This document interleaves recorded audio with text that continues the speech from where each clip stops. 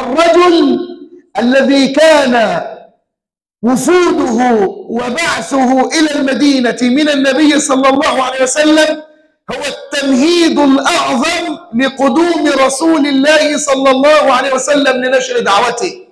فكان مصعب بن عمير الرجل المدلل، فكان في أهله مدللا، كان غنيا ثريا، كان يملك من المال ما لا يملكه أحد من الصحابة أو من مشركي مكة، ترك ذلك كله للإيمان بالله وبنبيه صلى الله عليه وسلم، فاختاره النبي صلى الله عليه وسلم ليكون أول سفير أي أول داعية في الإسلام يذهب ليمهد المدينة إلى قدوم النبي صلى الله عليه وسلم.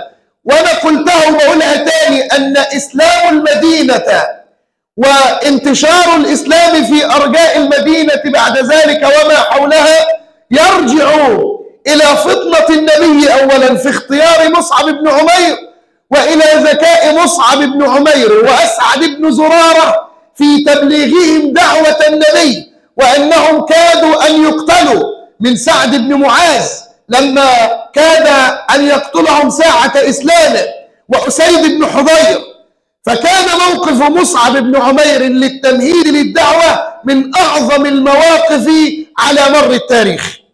عاد مصعب بن عمير بعد أن مهد المدينة ووثق معهم المواثيق على مبايعة النبي صلى الله عليه وسلم، وأنكم إن أحسنتم في اختياركم إلى النبي فإنه سيترك قومه ويأخذ المدينة أرضة خصبة للدعوة إلى دينه.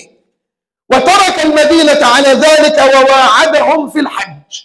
هنتواعد في موسم الحج العام القادم حتى تقابلوا النبي صلى الله عليه وسلم.